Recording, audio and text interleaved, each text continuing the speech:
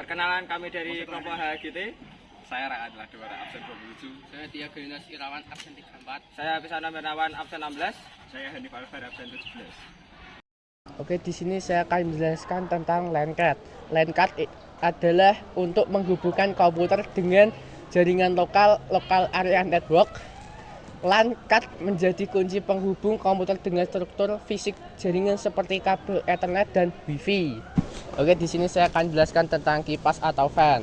Fungsi kipas atau fan pada PC Anda adalah untuk mendinginkan komponen-komponen pada CPU, Central Processing Unit seperti prosesor, VGA, power supply, dan komponen-komponen lainnya.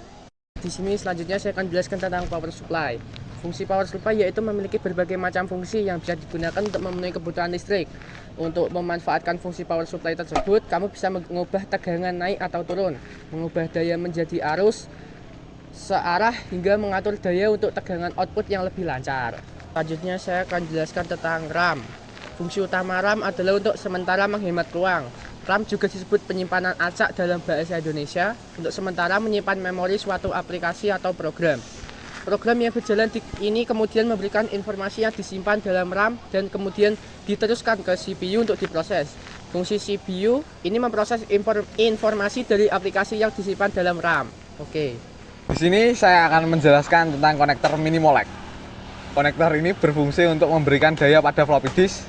Meskipun sudah tidak digunakan, namun masih terdapat beberapa power supply yang menyediakan konektor jenis ini. Terima kasih. Saya akan menjelaskan tentang fungsi konektor 2024 pin ATX.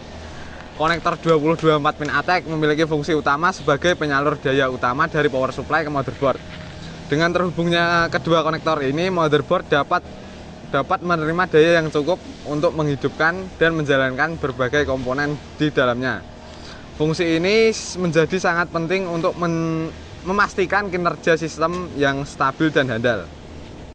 Di sini saya akan menjelaskan tentang CD atau DVD-ROM. Umumnya digunakan untuk membaca data yang tersimpan di CD atau DVD tersebut. CD akan menampilkan beragam file yang tersimpan. Ketika Anda masukkan pada driver CD di komputer, dokumen akan tampil dan pengguna bisa mengaksesnya. Di sini saya akan menjelaskan tentang konektor 4 pin. Konektor ini berfungsi untuk memberikan daya pada prosesor pada jenis motherboard yang memiliki overclocking yang rendah, hanya dilengkapi dengan 4 pin.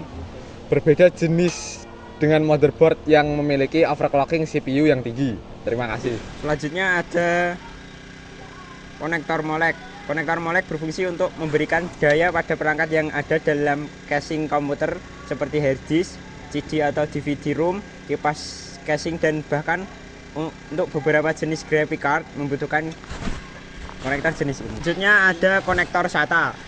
Konektor SATA memiliki fungsi yang sama dengan konektor molek, yaitu memberikan daya kepada peripheral komputer. Konektor SATA telah menggantikan peran dari konektor molek. Semua perangkat modern seperti CD atau DVD-ROM, hard disk, dan SSD kini telah menggunakan konektor SATA untuk menyuplai data.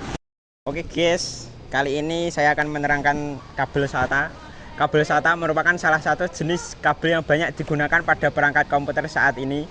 Kabel ini memiliki peran penting dalam menghubungkan komponen penyimpanan data seperti hard drive atau solid state drive atau SSD dengan motherboard. Dengan begitu, kabel SATA menjadi komponen yang cukup vital dalam aktivitas penggunaan komputer. Ada hard disk. Fungsi utama hard disk adalah untuk menyimpan file milik pengguna atau user. Peran vital tersebut dibarengi dengan kemampuannya menampung file dalam bermacam format atau jenis. Oke, di sini kita akan mengenalkan tentang VGA, yaitu fungsinya sendiri adalah melakukan proses penerjemahan atau mengubah sinyal digital dari komputer menjadi tampilan grafis pada bagian layar komputer. Sedangkan kartu VGA sendiri berguna untuk menerjemahkan hasil output komputer ke monitor, di mana dimaksudkan untuk desain grafis atau menggambar dan juga melakukan permainan game. Terima kasih. Oke, selanjutnya kita ada fungsi prosesor. Tugas utama atau fungsi prosesor sendiri adalah sebagai menerima instruksi dari sebuah program atau aplikasi dan kemudian menjalankannya sebuah kalkulasi. Proses ini dapat dijabarkan menjadi 3 tahap, yaitu fetch, mengambil, dekode atau membaca kode, lalu execute atau mengeksekusi. Sebuah prosesor mengambil instruksi dari RAM, kemudian instruksi tersebut dibaca dan dipahami sebelum akhirnya dieksekusi oleh komponen yang relevan. Oke, di sini kita memiliki CMOS. CMOS sendiri berfungsi sebagai RAM dengan kapasitas kecil yang menjadi tempat penyimpanan data hardware, pengaturan tanggal dan waktu, pengaturan booting, pengaturan BIOS serta pengaturan hardware dan sebagainya. Di sini kita memiliki motherboard. Motherboard ini fungsinya sendiri sebagai penghubung yang memberikan koneksi kepada seluruh komponen utama komputer seperti CPU, RAM, CD, DVD, ROM, hard disk, SSD dan berbagai komponen lainnya. Nah, itu merupakan fungsi dari motherboard. Kemudian di sini ada bagian-bagian dari motherboard. Di sini kita memiliki ada slot RAM. Slot RAM ada 2. Slot RAM di sini merupakan sebagai berguna untuk menjadi slot untuk dimasukkannya RAM ke dalam motherboard. Kemudian di sini kita juga memiliki adalah soket CPU. Soket CPU di sini memiliki fungsi utama, yaitu meletakkan prosesor serta menghubungkan lewat lubang-lubang sesuai dengan kaki komputer. Kemudian ada BIOS. Di sini ada BIOS. BIOS yaitu perangkat lunak atau program antarmuka tingkat dasar yang merurutkan fungsi motherboard berguna untuk mengatur proses input dan output data pada sebuah komputer. Kemudian ada slot IDE. Di sini kita memiliki slot IDE, yaitu sebagai penghubung hard disk atau optical driver seperti CD, ROM, DVD dan sebagainya. Slot SATA di sini berfungsi untuk menghubungkan slot IDE namun bentuknya berbeda. Ini fungsinya sama seperti slot IDE tapi bentuknya berbeda. Kemudian ada slot AGP. Di sini ada slot AGP. Slot AGP di sini berfungsi untuk sebagai bus pendukung yang ada di graphic card serta mempunyai kemampuan tinggi. Kemudian ada slot PCI. Ini ada slot PCI. Slot PCI di sini digunakan sebagai komputer berfungsi untuk menyambungkan suatu PCI kepada komputer. Kemudian ada CMOS seperti yang sudah dijelaskan sebelumnya. Ada juga no trade back controller, yaitu sebagai penghubung sistem memori dan graphic controller dari CPU melewati bus dengan kecepatan tinggi dan menuju short break. Kemudian ada short break controller.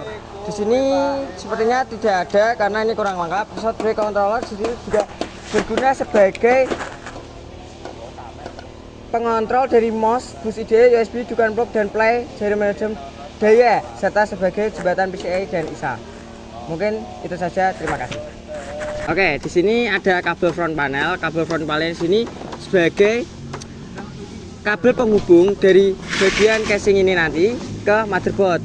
Nah, kemudian di sini kita juga mendapatkan ada kabel front USB dan audio.